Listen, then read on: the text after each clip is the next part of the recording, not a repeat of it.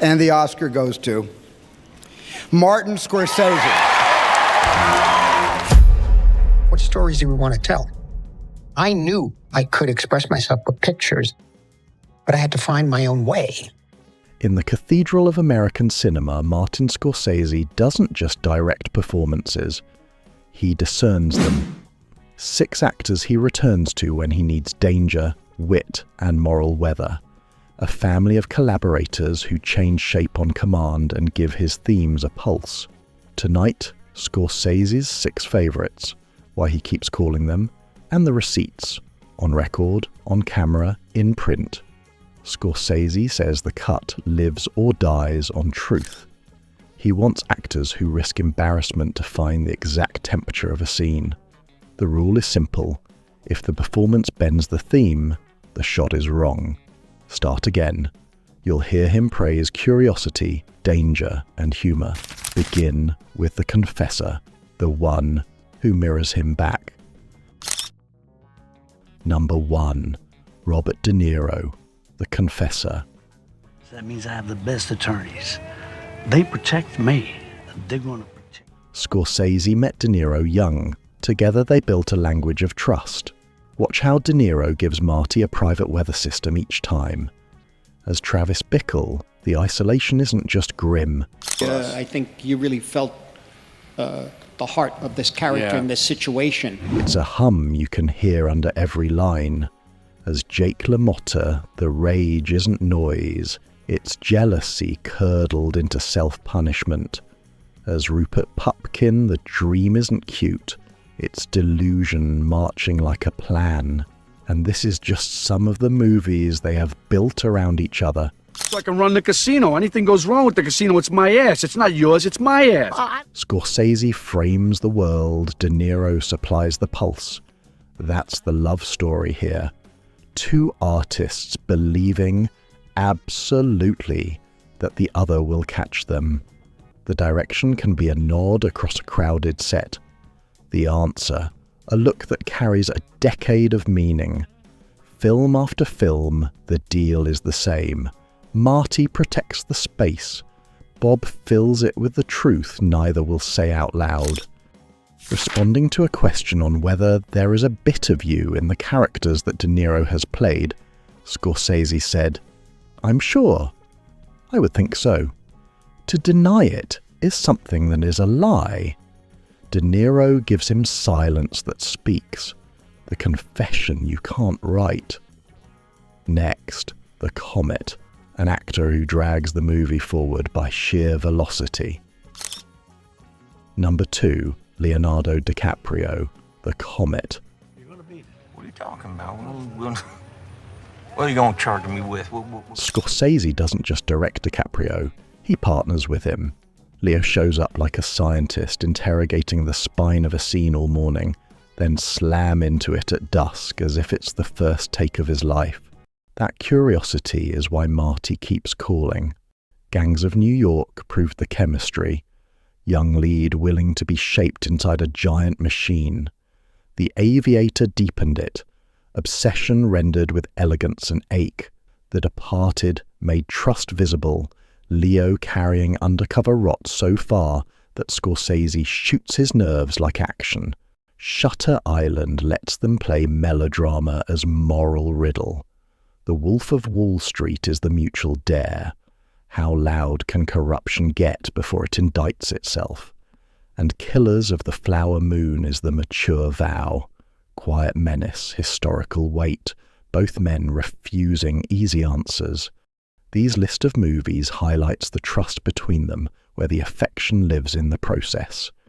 What I love most about working with him is those things that just happen kind of accidentally, and we never really know what we're doing when we go. We prepare immensely for projects, but it's a discovery process with him. He's looking for something in the actors. He's looking for something in the environment that kind of speaks to him, and that ultimately shapes. And it's always a new journey for him. He's Martin Scorsese. What are you going to say? Give him moral fog and he'll charge until it clears or explodes. Next, the live wire, the laugh that cuts like a blade. Number 3, Joe Pesci, The Live Wire. Talking about? Come on, don't be like that. What do you mean don't be like that? Scorsese doesn't just cast Joe Pesci, he tunes him. Together, they discovered a frequency where comedy and terror share the same breath. In Raging Bull, Joe is the brother who loves you enough to hit back. You feel the hurt in every joke. In Goodfellas, Scorsese builds the room and Pesci detonates it. Tell the story and everything. Funny how? I mean, what's funny about it? Funny how isn't a punchline, it's a trap door. Now go home and get your fucking shine box. Go Get Your Shine box turns a laugh into a funeral march. Casino sharpens the blade. Nicky's charm is a courtesy extended seconds before the cut. And then, decades later, The Irishman. Scorsese asks for the opposite colour, and Pesci answers with silence. Russell Bufalino power is all temperature control, menace as hospitality. That range, that love, is the tell. Marty trusts Joe to change the weather mid-line, to hold on a look a beat longer than comfort, to make the camera itself lean back. The partnership is music Joe delivers it. Joe acted it out.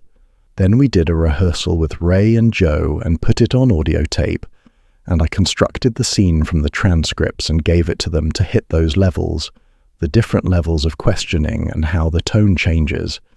It was never in the script. Threat and laughter in the same breath. That's Scorsese's favourite kind of vertigo.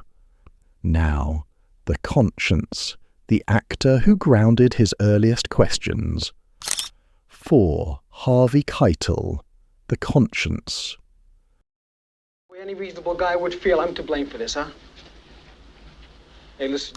Keitel arrived at the beginning and gave Scorsese moral grain, the texture of Catholic guilt, street ritual, and promises you can't keep.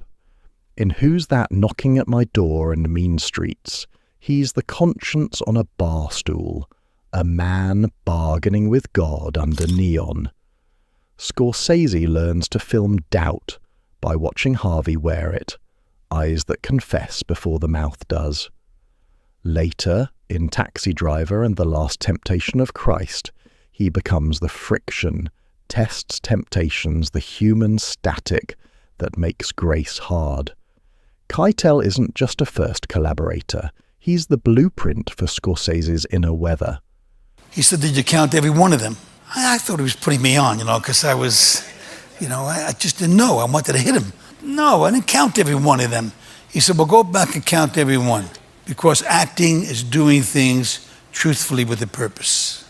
And that was the first acting lesson I ever had.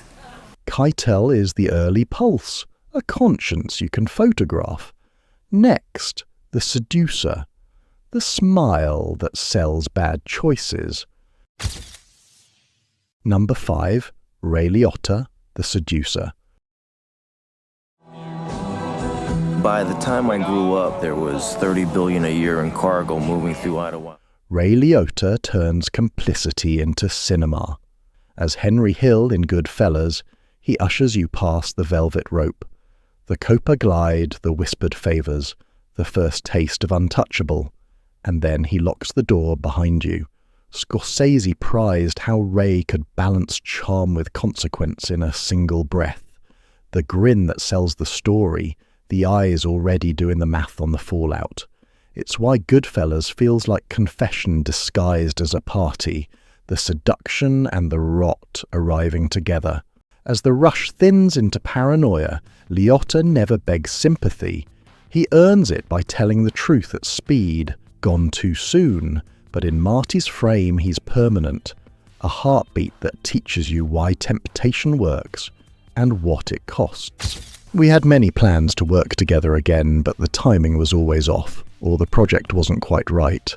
I regret that now. He called Ray adventurous and courageous, the smile that made sin look like strategy. Finally, the historian, a performer who builds a world from the bones out. Number 6. Daniel Day-Lewis, the historian. That's it, priest. The Pope's new army. A few crusty bitches and a handful of ragtags. Scorsese calls on Daniel Day-Lewis when the film needs time travel. With him, character isn't wardrobe, it's weather. In the age of innocence, Archer's restraint becomes a whole social code, spoken in the angle of a glance. In Gangs of New York, Bill the Butcher isn't a performance, he's a political ecosystem in one body. Craft, creed and city pride hammered into every breath, every pause. Day-Lewis arrives with research that bleeds into gesture, history turning physical, a stance, a cadence, a handmade tool. Marty builds the world, Daniel walks in like he's lived there for decades. That's the pact. Scorsese frames the past. Day-Lewis makes it present tense. The stories of his method are legion. How he spent 6 months in the wild to become Hawkeye. How he was locked in a jail and interrogated for In the Name. How he cut slabs with the top butchers for Gangs of New York. Scorsese calls for him when the past must feel breathed in, not built. 6 favourites, 6 engines. What do they reveal? It isn't a list, it's a palette. De Niro confesses. DiCaprio chases. Pesci detonates. Keitel steadies. Liotta seduces. Day-Lewis reanimates. Scorsese mixes them to score ethics against appetite. When the film needs interior weather, he calls Bob. When it needs forward thrust, Leo. If a scene needs the laugh that cuts, Joe. When the frame needs soul, Harvey. When temptation must look like a plan, Ray. When history must breathe, Daniel. That's the system. Choose the engine that tells the truth. Great directors don't just find actors. They tune them to the story's moral frequency. Across 50 years, Scorsese's favourites map his obsessions. Power that charms. Guilt that lingers. History that repeats. The lesson isn't who he casts, it's why. To protect the theme, honour the cut, and chase the moment when performance turns into proof. Your turn. Who would you add to Scorsese's inner circle, and which pairing gave you the hardest shiver? Travis, Bill the Butcher, or Belfort? Drop your pick, and the next director you want us to map. Thanks for watching, subscribe for more Studio Craft deep dives, we'll see you in the next one.